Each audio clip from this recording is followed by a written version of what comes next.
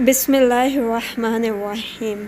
السلام علیکم میرے پیارے بہن اور بھائیوں، آج پھر آپ کی خدمت میں حاضر ہوئے ہیں ایک نئی اسلامک کہانی، اللہ تعالیٰ کے اوپر بھروسے کی کہانی کے ساتھ میں ہم آپ کی خدمت میں حاضر ہیں۔ اس کہانی کا عنوان ہے اللہ تعالیٰ پہ بھروسہ، مطلب اللہ تعالیٰ کے اوپر یقین، اللہ تعالیٰ کے اوپر کامل یقین۔ یہ کہانی ہے میاں بیوی کی، جو کہ ایک گاؤں میں رہا کرتے تھے۔ ایک دفعہ کا ذکر ہے کہ میاں بیوی ایک گاؤں میں رہتے تھے۔ وہ بہت ہی غریب تھے اور ان کے گھر میں کئی دنوں تک چولہا نہیں جلتا تھا، وہ کئی دنوں تک روٹی نہیں کھاتے تھے۔ اسی سینیریو میں ایک دفعہ پھر اس طریقے سے ہوا کہ ان کے گھر میں پچھلے 3 دنوں سے چولہا نہیں جلا تھا، انہوں نے کچھ بھی کھانا پینا کچھ بھی نہیں کھایا تھا۔ اور بیوی اپنے خاوند سے بولتی ہے کہ ابھی تو گھر میں کھانے کے لیے کچھ بھی نہیں ہے، تو کیا کیا جائے، کتنے دن ہم اس طریقے سے نکالیں گے؟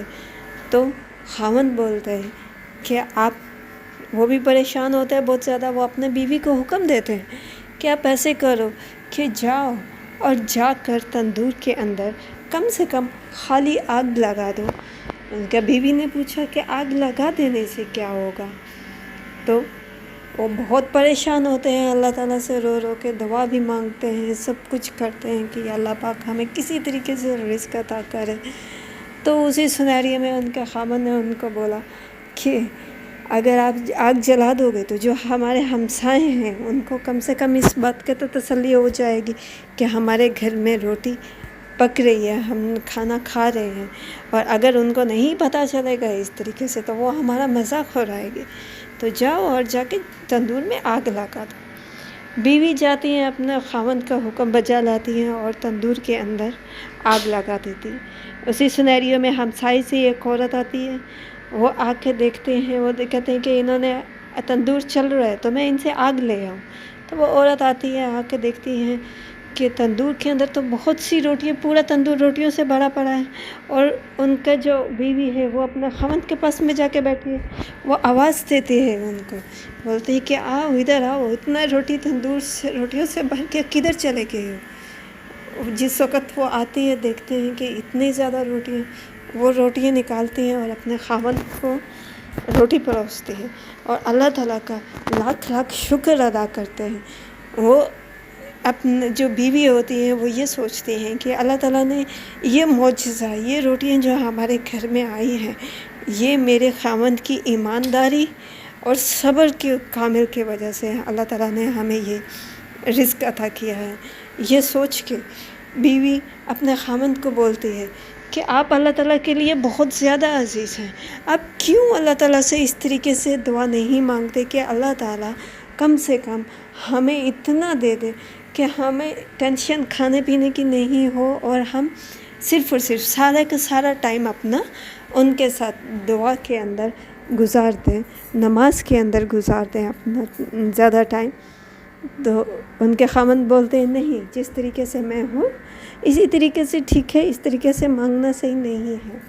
پھر بھی وہ رات کو ان کی آنکھ کھلتی ہے اور وہ سوچتے ہیں کہ اور اللہ تعالیٰ سے دعا کرتے ہیں کہ اے اللہ پاک، میرے بیوی کا یہ چاہت ہے کہ تو ہمیں اتنا دے کہ کم سے کم ہمارا گزارا ہو جائے۔ اتنے میں اس آدمی کے سامنے ایک ہاتھ نمودار ہوتا ہے اور وہ اس کے اندر ایک چمکتا ہوا موتی ہوتا ہے۔ وہ چمکتا ہوا موتی ان کے پاس میں چھوڑ کے وہ ہاتھ غائب ہو جاتا ہے۔ یہ قصہ دیکھ کے خاوند جاتا ہے اور جا کے اپنے بیوی کو جو سو رہی ہوتی ہے اس کو نیند سے جگاتا ہے۔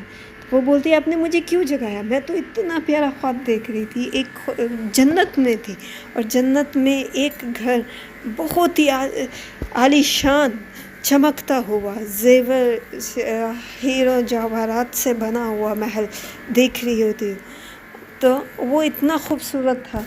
تو میں نے اللہ تعالیٰ سے پوچھا کہ یا اللہ یہ کس کا گھر ہے؟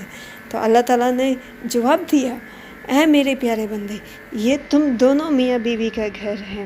اور اسی سینیریو میں وہ گھر جو تھا وہ بے رونق ہو گیا اس کے اندر. تو میں نے اللہ تعالیٰ سے پوچھا کیا ہوا ہے اس کو, یہ ابھی اتنا چمکدار تھا, ابھی کیا ہوا؟ انہوں نے بولا کہ اس گھر کو جس موتی نے چمکا کے رکھا تھا وہ اس کو جنت میں سے نکل کے وہ دنیا میں چلا گیا.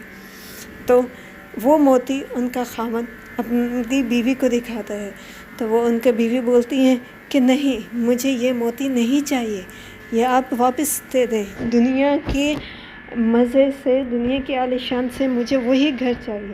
تو دوبارہ سے خاوند دعا مانگتے ہیں کہ یا اللہ پاک یہ واپس لے لیجئے, جو میں اپنی بیوی کو خود نہیں سمجھا سکا وہ آپ نے اتنے اچھے انداز سے اس کو آخرت کا انجام سے سمجھا دیا. تو کائنڈلی آپ یہ موتی واپس لے لیجئے.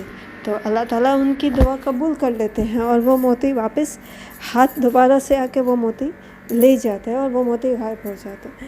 یہ تھا انسان کے صبر اور یقین کا کام ہے, اللہ تعالیٰ کے اوپر بھروسے کا کام ہے.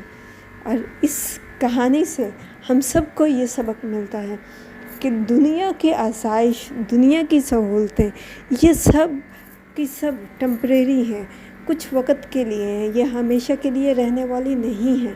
ان دنیا کی خواہشات کے پیچھے, دنیا کے آرام کے پیچھے اپنے آخرت کا آرام اور سکون برباد نہیں کرنا چاہیے. ہمیں دنیا کے آرام اور سکون کو ترک کر کے, تھوڑی بہت تکلیفیں برداشت کر کے, صبر سے کام لے کے اپنے آخرت کے گھر کو محل بنانا چاہیے اور ان کو جوہرات, ہیرے جواہرات کے ذریعے اپنا محل خود سے تیار کرنا چاہیے. تو اللہ تعالیٰ نے ہم لوگوں کو جس بھی حالت میں رکھا ہے اس کا شکر ادا کرنا چاہیے, دل سے شکر ادا کرنا چاہیے, صبر کرنا چاہیے. اگر ہم پہ کوئی بھی مصیبت ہے تو اس کے اندر بھی اللہ تعالیٰ کا شکر ادا کریں.